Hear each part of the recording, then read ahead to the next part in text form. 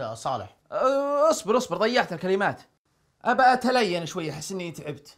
خلاص صالح، اشرب ماء وبعدين تلين بالملحق. اشرب يا سيدي.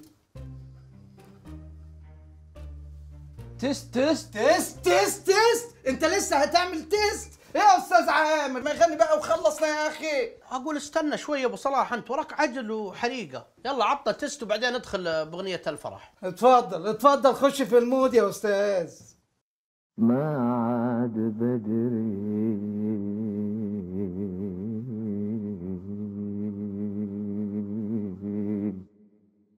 قلت لي وش تحرى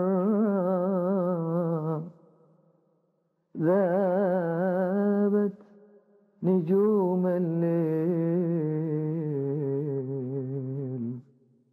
من جمر لها.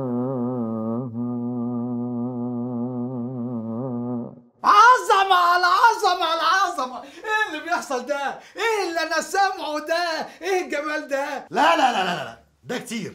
ايه الصوت ده؟ ده بجد اللي انا سامعه حقيقي. الاسطوره خليفه ابو نوره. اتفضل يا استاذ. الله عليك، بصراحة جميل. مش النجوم اللي دابت، أنا اللي دبت يا راجل. إيه ده؟ أنت فعلا فزة.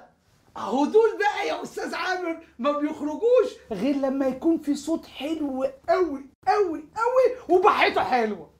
من زمان الصوت ده ما ظهرش. على فكرة الحاجات دي نادرة ولازم نحتفظ بيها. غلفوه يعني، لا بجد ده لازم ينزل في شريط فاجر. أنا عايزه ده بسولفانتو، ده حاجة بكر جميلة. قوم يا عم تعالى معانا قوم.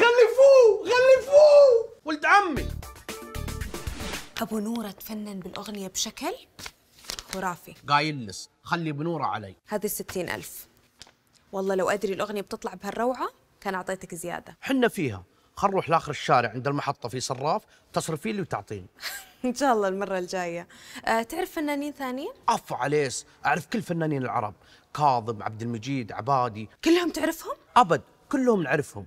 اتصل نصل. وكلمي صديقاتس، اي احد تعرفينه من اقاربس كلميهم. اوكي خلاص إن شاء الله أتصل عليك. يلا مع السلامه. مع السلامه. مع السلامة. هلا والله بالدراهم. هلا بولدان العام. اسمع، هذه 60,000 لك 10 ولي 10. وباقي الدراهم وتبي تدعيهن؟ بعدين اعلمك وين ادعيهن. امشي.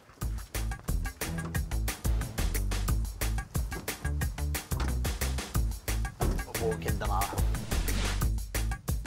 استاذ عامر المره الجايه اذا تكرمت يعني يا ريت تغير لي الجهاز ده. هو خلاص ابشر بعزك، بس خلينا نطلع دراهم شوي واجيب لك جهاز من امريكا. ماشي. عامر، ابي اقول لك شيء مهم. سم. عجزت انام مثل الناس لي يومين. بلا من البروست اللي تاكله الحراق. اجل في احد يفطر بروست بالثوم؟ ابن الحلال ما له صنعه بروست. حلقي كل ما جيت بنام بنسدح، اشغلتها الشوكه. طيب ولما تنام وانت واقف؟ رانا عامه. الزبده ترى بروح المستشفى. طيب اصبر كم يوم الين ما نخلص الطلبات اللي عندنا وبعدين نروح المستشفى. ما اقدر، عجزت اركز.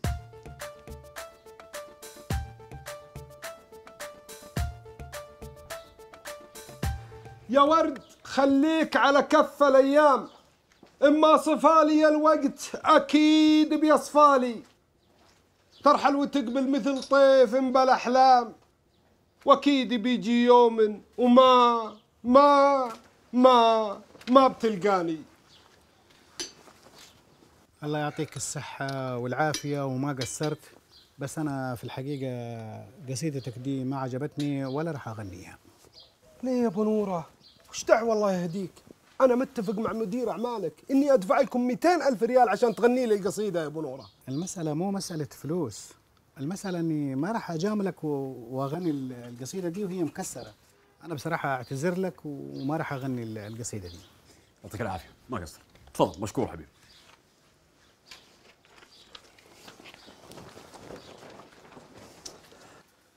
وبعدين معك أنت في الحراجات هذه. طول عمرنا قلت تسمع بنفسك يا ابو نوره وتحكم. الله يحييك.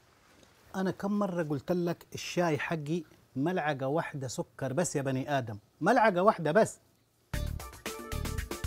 ترحل وتقبل مثل طيف بلا احلام، اكيد بيجي يوم ما ما بتلقاني. ما هذه القصيدة الممتازة ما شاء الله ما شاء الله عليك. وش ذا؟ صح لسانك، من تبي يغنيها؟ يا عامر يا اخوي، تبدي بغت تنقطع. ابو نوره ما خليت عنه شيء، قلبته يمين ثم قلبته يسار، جيته منه هو مدير اعماله وقلت بعطيكم اللي انتم تبونه، وسمع القصيده لقيتها عليه وسمعها وقال لا ما ابغى اغنيها.